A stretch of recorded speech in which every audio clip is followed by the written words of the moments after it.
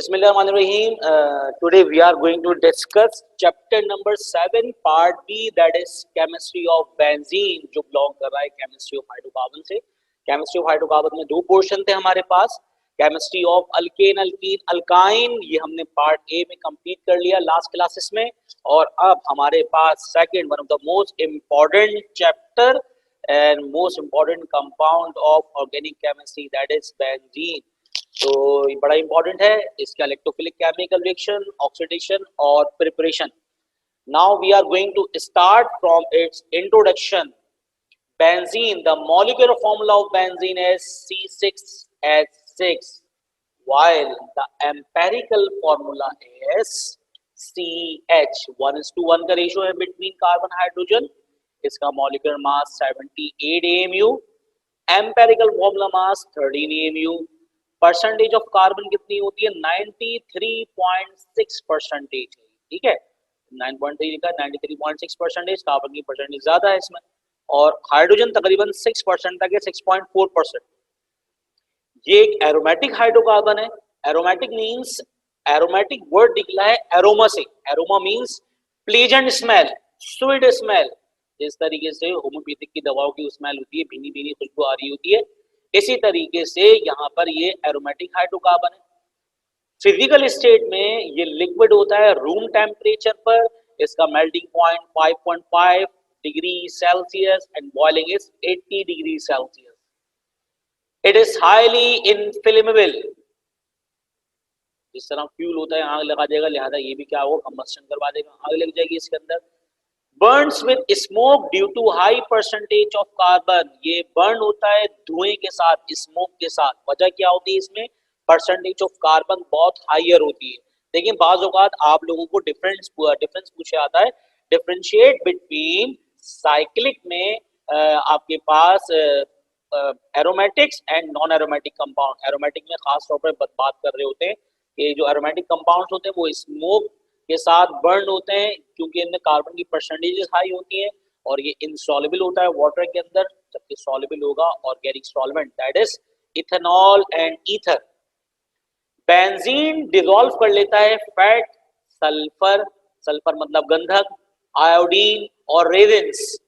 Resins क्या होते हैं? रेजिन्स होते हैं जस्ट लाइक, जिस तरह चाइना की बॉल्स थी, पानी में डालते हैं तो बड़ी हो जाती थी, उसमें अगर स्टिकनेस आ जाती है तो इट इज कॉल्ड रेजिन. और रेजिन किसे कहते हैं? जिस तरह समद बॉन्ड होता है, समद बॉन्ड हमारे पास ये स्टिकी मटेरियल है, ये रेजिन कहलाता है. इसको बेंजीन सॉल्युबल कर लेगा. अच्छा, बेंजीन की नेचर क्या कैसी होती है? बेंजीन की नेचर, बेंजीन सैचुरेटेड बिहेव भी करता है, अनसैचुरेटेड बिहेव भी करता है. बेंजीन सैचुरेटेड बिहेव भी करता है और अनसैचुरेटेड बिहेव करता है. सैचुरेटेड बिहेव करता है विद रिस्पेक्ट टू रिएक्शन और हाईली अनसैचुरेटेड होता है अकॉर्डिंग टू स्ट्रक्चर. मतलब फिजिकल जाहिरी तौर पे ये बिहेव करता है अनसैचुरेटेड, क्योंकि इसमें डबल बॉन्ड पाया जाता है. लेकिन ये रिएक्शन देता है कौन से? सब्स्टिट्यूशन. अब नेचर ऑफ रिएक्शंस क्या है? ये सब्स्टिट्यूशन रिएक्शन भी देगा, एडिशन रिएक्शन भी देगा. एडिशन देता है अंडर स्पेशल कंडीशंस और नॉर्मल ये देता है सब्स्टिट्यूशन रिएक्शन. ये हम आगे पढ़ेंगे कि benzene contain pi bond, that is double bond. Rather than double bond, it must give addition reaction. इसको addition reaction देना चाहिए, लेकिन why it is going to give substitution reaction? ये substitution reaction क्यों दे रहा है? ये रीजन पूछे आता है. इसके आंसर जो है यकीनन इस चैप्टर में पढ़ेंगे. अच्छा, ये तमाम चीजें इंपॉर्टेंट है मल्टीपल चॉइस के लिए. बेंजीन को सबसे पहले आइसोलेट किसने किया था? एक साइंटिस्ट था, Faraday. Benzene was first isolated by Faraday. Hoffmann was the first scientist who separate benzene from coal tar. ठीक है, बेंजीन को सबसे पहले आइसोलेट किया फराडे ने, और हॉफमैन वो पहला साइंटिस्ट था जिसने कोल तार से बेंजीन को सेपरेट किया. मतलब इसमें जरा ना बहुत से स्टूडेंट्स मिक्स कर देते हैं. सबसे पहले आइसोलेशन फराडे ने की, लेकिन ना कोल तार से बहुत सारे साइंटिस्ट ने की है, लेकिन कोल तार में सबसे पहले किसने की है? हॉफमैन. तो यहाँ हमने इंट्रोडक्शन कंप्लीट कर लिया. अब एक चीज रह गई, बेंजीन का जो स्ट्रक्चरल फॉर्मूला होता है, the structural formula of benzene, ये कहलाता है hexagonal cyclic ring, hexagonal cyclic structure होता है बेंजीन का। इसमें alternate double and single covalent bond पाए जाते हैं। I repeat it, structure of benzene is hexagonal cyclic structure which contain alternate double and single covalent bond, और इनकी position, double bond की पोजीशन फिक्स नहीं होती, ये in the state of vibration होते हैं, मूवमेंट होते हैं।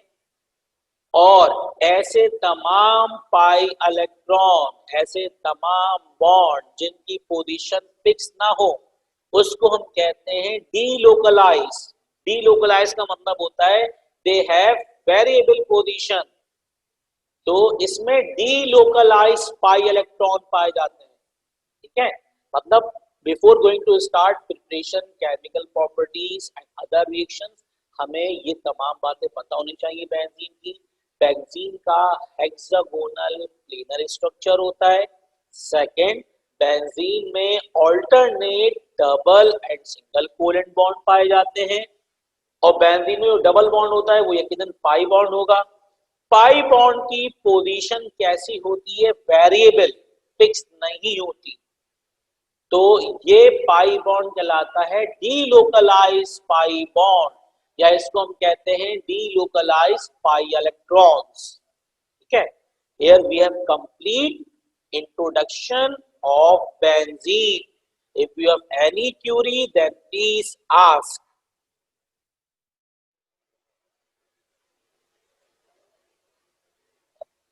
Now we are going to start the preparation of benzene.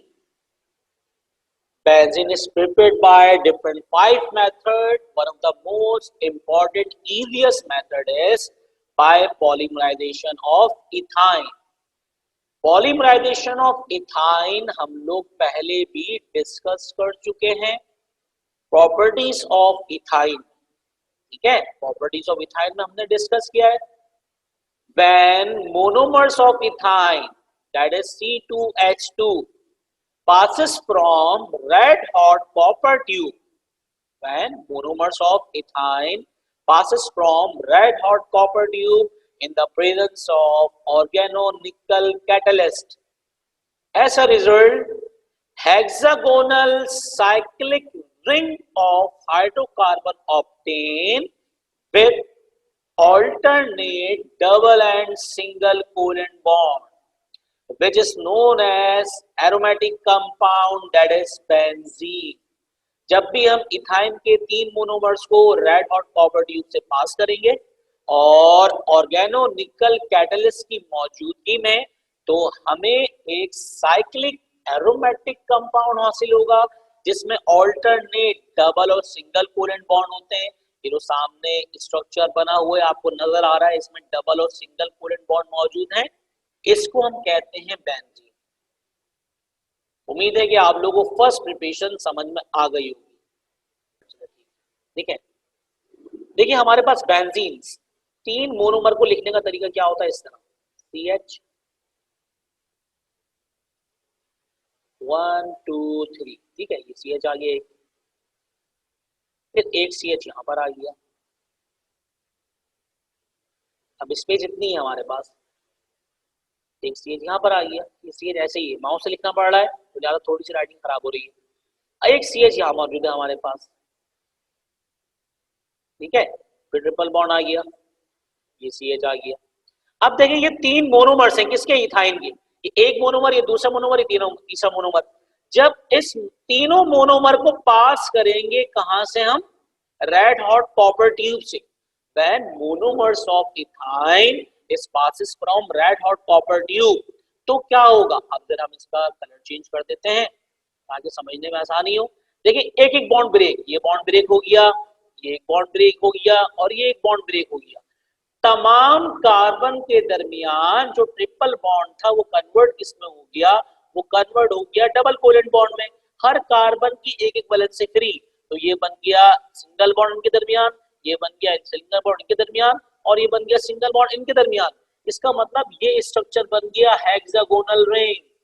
ठीक है, तो अगर ये आप लोग वीडियो में देखते और मेरे पास सामने बोर्ड होता तो बहुत ही अच्छी तरीके से समझ में आ जाता, क्योंकि यहाँ पर स्ट्रक्चर जरा मेंशन करना काफी मुश्किल हो जाते हैं, लेकिन फिर भी हमारे पास इथाइन के मोनोमर हैं और उन तीनों में ट्रिपल बॉन्ड बना हुआ है।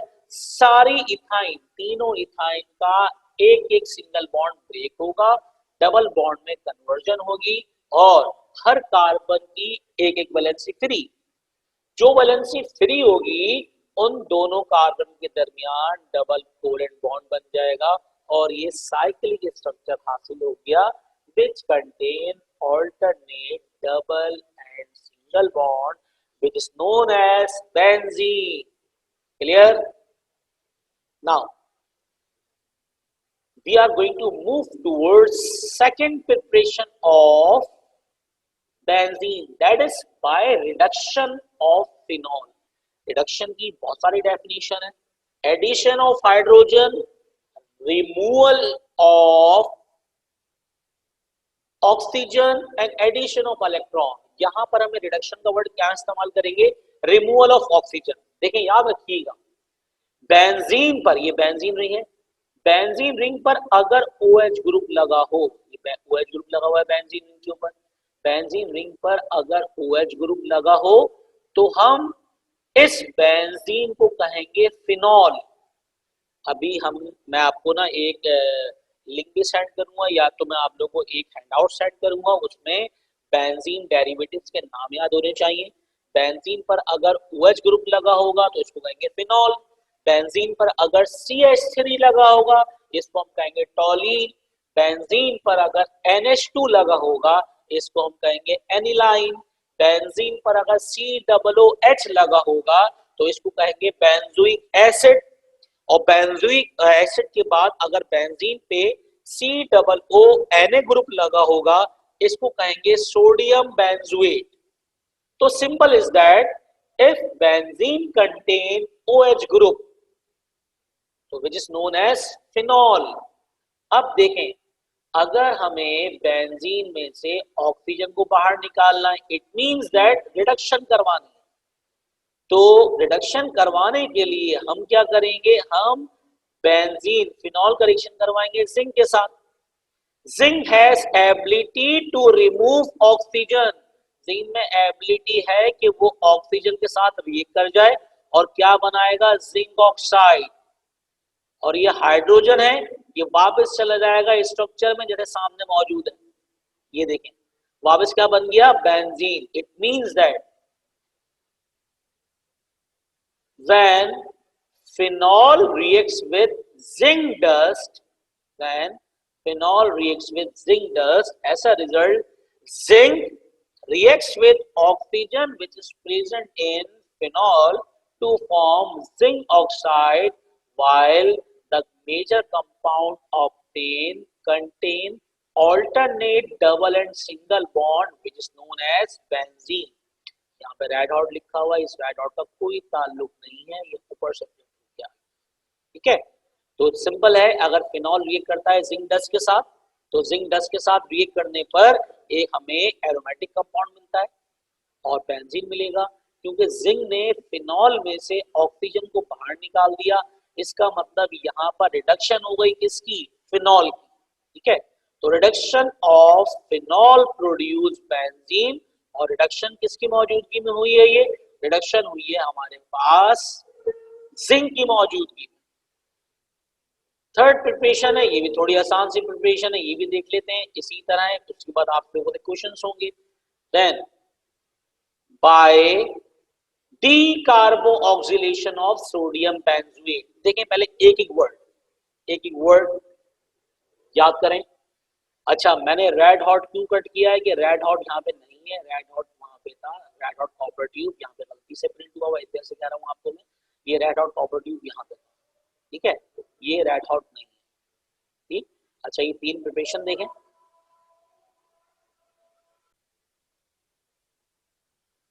थर्ड प्रिपरेशन दोबारा decarboxylation of sodium benzoate. Benzene contain OH group which is known as phenol. लेकिन अगर बेंजीन पर COO Na ग्रुप लगा होगा तो ये कहलाएगा सोडियम बेंजोएट। बस बात क्लियर होनी चाहिए। दूसरी बात, डी कार्बोक्सिलेशन किसे कहते हैं? डी कहते हैं रिमूवल। डी किसे कहते हैं? D means removal. कार्बोक्सिलेशन देखें, अगर हमारे पास किसी केमिकल रिएक्शन में प्रोडक्ट साइड पर, हमारे पास किसी केमिकल रिएक्शन में प्रोडक्ट साइड पर कार्बन डाइऑक्साइड या कार्बोनेट, मतलब कार्बन डाइऑक्साइड हासिल हो या कोई ऐसा सॉल्ट हासिल हो जो कि कार्बन डाइऑक्साइड प्रोड्यूस करने की एबिलिटी रखता हो, दैट इज सोडियम कार्बोनेट। मतलब कार्बोनेट आ जाए, बाइकार्बोनेट आ जाए। अगर हमारे पास किसी केमिकल रिएक्शन में प्रोडक्ट साइड पर एक ऐसा कंपाउंड हासिल हो जिसमें कार्बोनेट हो, बाइकार्बोनेट हो, या फिर वो रिमूव करे कार्बन डाइऑक्साइड, तो रिमूवल ऑफ कार्बन डाइऑक्साइड या फिर formation of compound contain carbonate और bicarbonate is known as decarboxylation. अब decarboxylation removal of carbon dioxide या removal of compound contain carbonate or bicarbonate. Sodium benzoate, if benzene contains COO group which is known as sodium benzoate. Reaction बहुत ही आसान सा है। अब जरा इसको समझिएगा किस तरीके से कर रहे हैं हम ये। When sodium benzoate reacts with NaOH, when sodium benzoate reacts with NaOH, heat देंगे इसको, ये पूरा का पूरा रेडिकल, जरा गौर से देखिएगा, जिस तरह बना रहा हूँ इसी तरह समझिएगा आप लोग। ये पूरा रेडिकल गया, फॉर्मेशन किसकी हो गई? Na2CO3 sodium carbonate, soda ash. When sodium benzoate reacts with caustic soda NaOH, और हीट देंगे इस रिएक्शन को रिएक्टिविटी बढ़ाने के लिए, तो बेंजीन में से COO Na ग्रुप रिएक्ट करेगा ONA के साथ, क्या बनाएगा? Na2CO3। ये जो वैलेंसी फ्री है इस पे हाइड्रोजन अटैच हो जाएगा, इसी तरह जिस तरह यहाँ पर अटैच है। ठीक है, ये हाइड्रोजन अटैच हो गया। जब ये हाइड्रोजन अटैच हो गया, इट मींस दैट कि ये फॉर्मेशन किसकी हो गई? बेंजीन की। तो here we have complete 3 preparation of benzene. If you have any query, then please ask. Otherwise, we have 2 more chemical equations और chemical आपके पास preparations जो अभी हम लोग स्टडी नहीं कर सकते। पहले इसमें सवाल करें, हम नेक्स्ट क्लास में इसको स्टडी करेंगे कंप्लीटली। अब बाकी जो नेक्स्ट 2 प्रिपरेशन है वो हम लोग करेंगे नेक्स्ट क्लास में, because we have short of time, we can't complete other 2 preparation in a very short period of time. अब देखिए सामने आपको एक स्नैक नजर आ रहा है, सामने नजर आ रहा है, और उसके अंदर बेंजीन बना हुआ है। असल में ये स्ट्रक्चर है बेंजीन का, जिसको किसके जरिए हेक्सागोनल रिंग बताया? ये एक सांप के जरिए बताया। एक साइंटिस्ट थे और उनके ख्वाब में ये बात आई कि बेंजीन रिंग कैसा होता है, साइक्लिक होता है। पहले साइक्लिक कंपाउंड का कोई कॉन्सेप्ट नहीं था। इन्होंने ख्वाब में देखा कि एक काले रंग का नाग है जो आगे आगे भाग रहा है इनके, और वो पीछे पीछे जा रहे हैं। अब पता नहीं कौन उसके पीछे था, लेकिन नाग ने अपने कार के पास आके अपनी टेल को अपने मुंह से दबा दिया और एक हेक्सागोनल रिंग बन गया। ये एक सच्ची कहानी है जो कि बैचलर की बुक्स में मौजूद है। ठीक है, तो if you have any query then please ask, नहीं तो मैं मीटिंग एंड कर रहा हूँ। Now we have completed here preparations of benzene, 3 preparation, remaining 2 preparation हम लोग पढ़ेंगे नेक्स्ट क्लास में। जब तक आप लोग की कोई क्यूरी है सवाल मुझसे पूछिएगा। टिल देन अपना ख्याल रखें, खाएं पिए मौज करें। टिल देन अल्लाह हाफिज।